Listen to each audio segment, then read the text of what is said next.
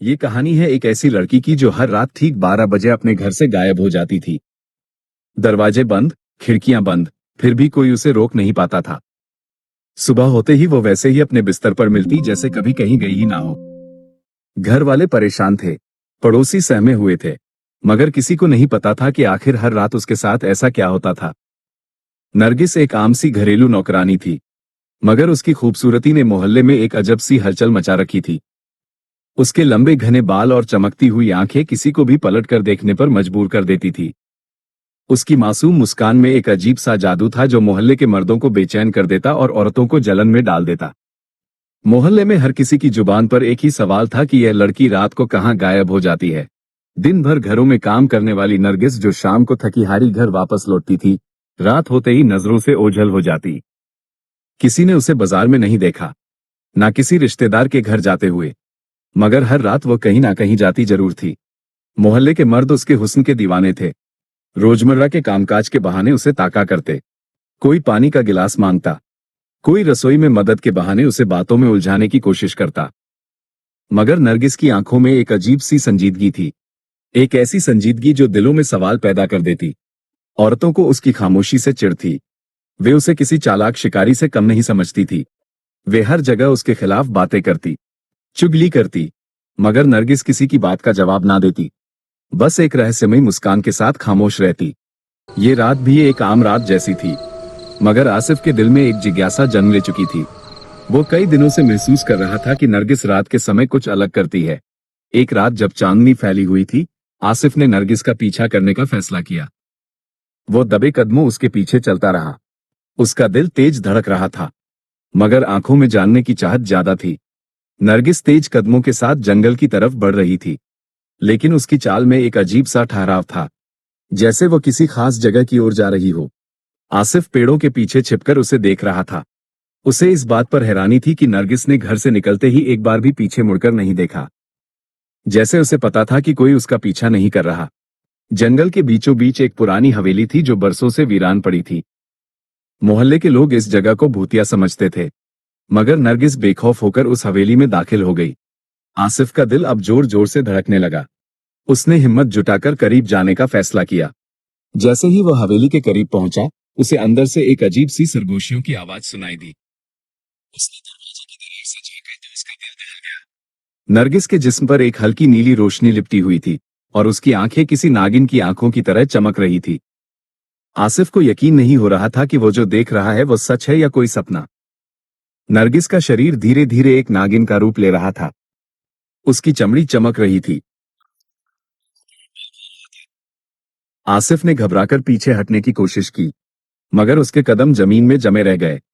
नरगिस ने एक झटके से उसकी तरफ देखा, और उसकी आंखों में एक अजीब सी चमक थी जिसमें मोहब्बत भी थी और नफरत भी। तुम्हें यहां नहीं आना चाहिए था।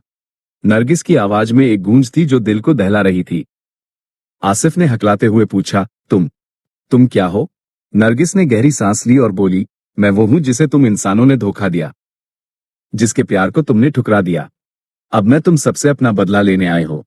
उसकी आवाज में एक दर्द था, एक ऐसा दर्द जो सदियों पुराना महसूस हो रहा था। आसिफ ने भागने की कोशिश की, मगर नरगिस की आंखों ने उसे जकड़ लिया।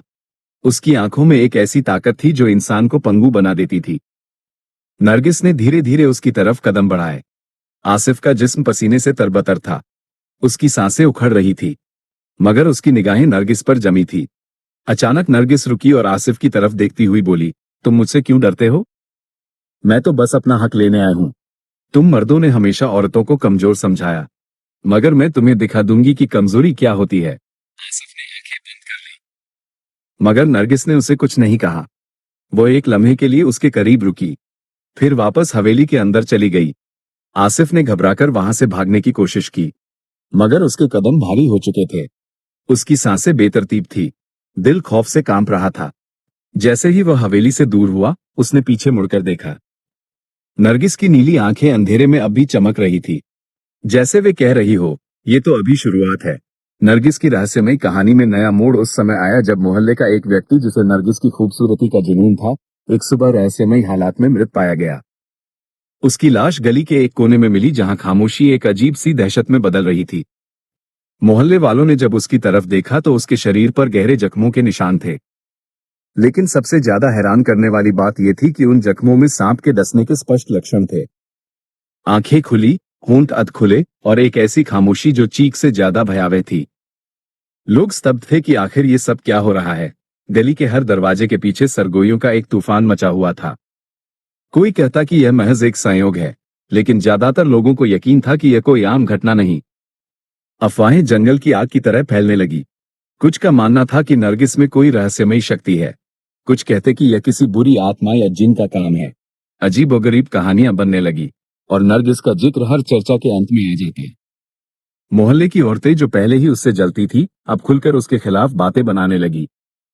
कोई उसे बदचलन कहता तो कोई मनहूस।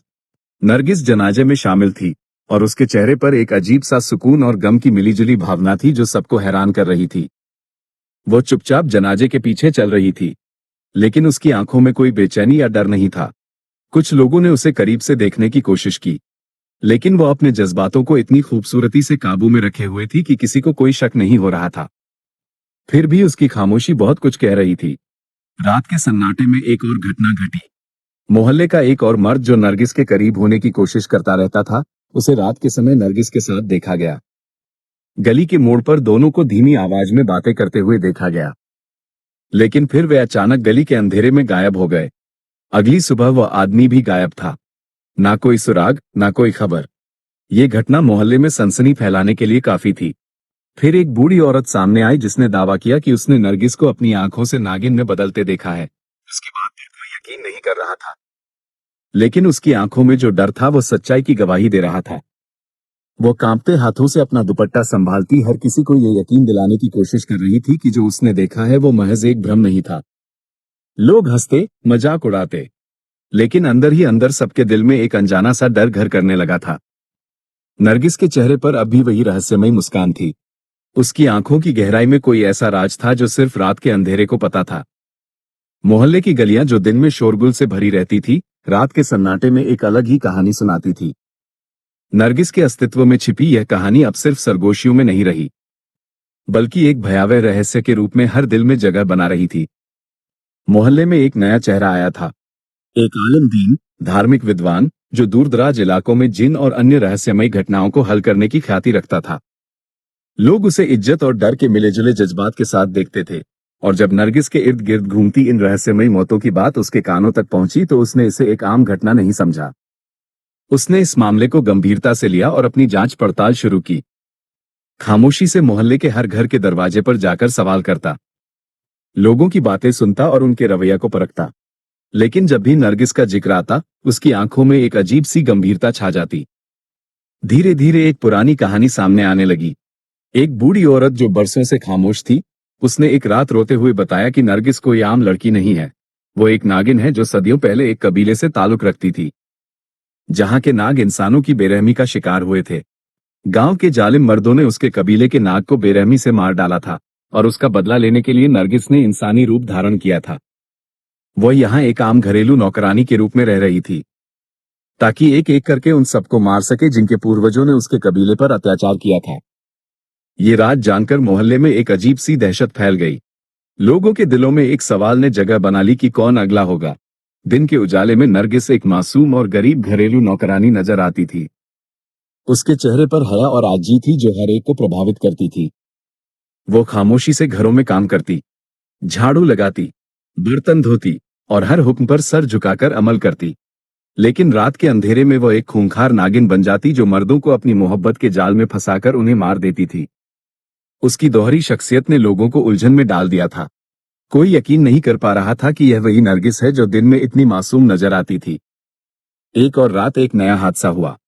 मोहल्ले का एक और मर्द जो नरगिस के हुस्न का दीवाना था, अचानक गायब हो गया। उसके दोस्तों ने उसे आखिरी बार नरगिस के साथ देखा था। वो उसके पीछे गली के नुक्कड़ तक गया था, जहां नरगिस ने मुस्कुराकर उसे अपनी तरफ बुलाया था।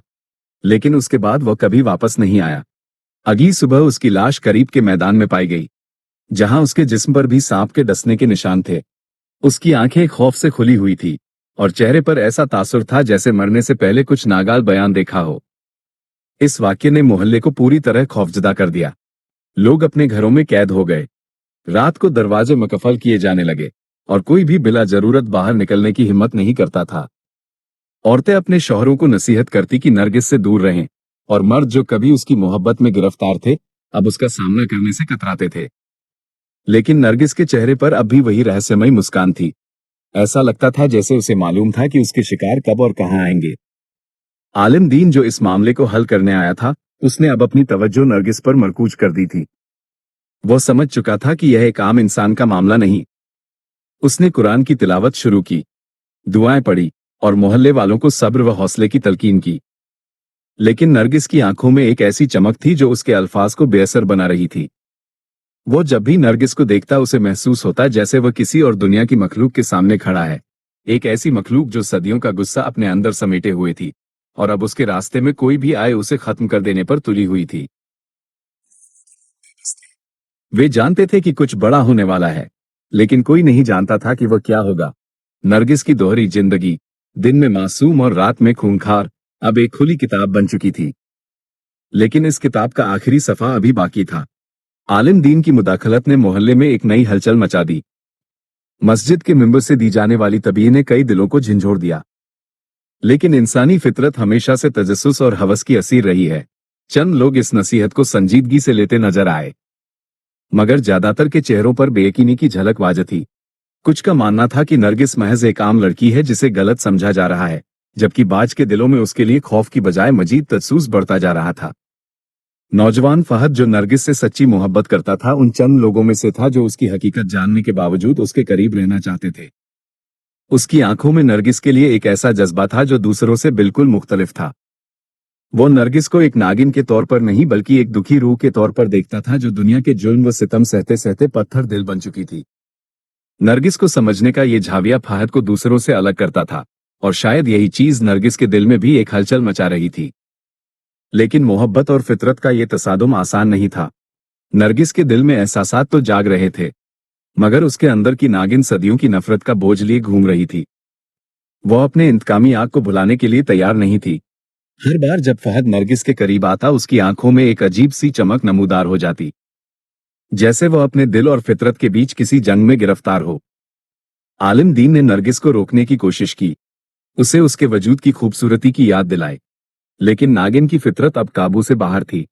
वह हर उस इंसान को खत्म करना चाहती थी जो उसके मांझी के जख्मों का जिम्मेदार था। फहाद ने अपनी मोहब्बत का वास्ता दिया, मगर नरगिस की आंखें अब किसी मोहब्बत को तस्लीम करने के लिए तैयार नहीं थी। एक लम्हा आया जब फहाद ने अपना हाथ आगे बढ़ाया और नरगिस की आंखों में एक बार फिर हिचकिचाहट ने जन्म लिया। लेकिन यह हिचकिचाहट ज्यादा देर कायम न रह सकी।